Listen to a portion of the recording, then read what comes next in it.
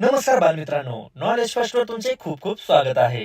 या व्हिडिओमध्ये आपण पाहणार आहोत प्रजासत्ताक दिनानिमित्त एक जबरदस्त भाषण। दिवस हा सोन्याचा, तुमच्या माझ्या आनंदाचा, देशाच्या गौरवाचा, अभिमानाचा आणि उत्साहाचा। दिवस हा आपल्या न्यायाचा, विजय असो प्रजासत्ताक दिनाचा। सन्माननीय व्यासपीठ, व्यासपीठावरील आदरणीय मान्यवर, वंदनीय गुरुवर्य आणि माझ्या बालमित्रांनो, आज 26 जानेवारी म्हणजेच आपला प्रजासत्ताक दिन। आपल्या सर्वांच्या या आवडत्या राष्ट्रीय सणानिमित्त मी आपणास काही 4 शब्द सांगणार आहे, ते आपण शांतपणे ऐकून घ्यावेत अशी मी नम्र विनंती करते। सन 1950 पासून दरवर्षी या दिवशी आपण सारे हा दिवस संपूर्ण देशभर प्रजासत्ताक दिन किंवा गणराज्य दिन म्हणून साजरा करतो।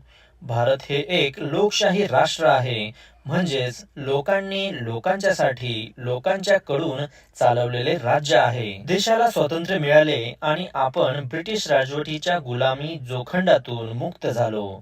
स्वातंत्र्य, समता व न्याय देणारी, शिवाय माणसाला माणुसकीने जगण्यास हक्क देणारी राजवट सुरू झाली। या सर्वांचा पाया होता भारताची राज्यघटना।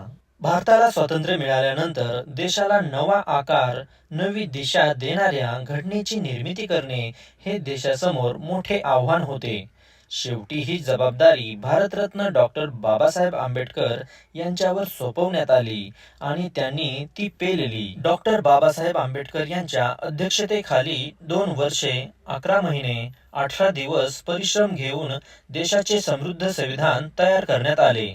26 जानेवारी 1950 रोजी आपल्या देशाचे संविधान अंमलात आले, म्हणून हा दिवस आपण दरवर्षी प्रजासत्ताक दिन म्हणून साजरा करतो। आज देशभरात जे उत्साहाचे वातावरण आहे ते कुणामुळे, तर आपल्या वीर स्वातंत्र्य सैनिकांमुळे।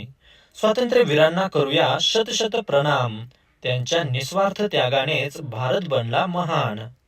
शेवटी मी एवढंच म्हणेन, थोर आमची भारत माता, आम्ही तिचे संतान, प्रिय आम्हाला आमचा भारत देश महान। बोला भारत माता की जय, वंदे मातरम।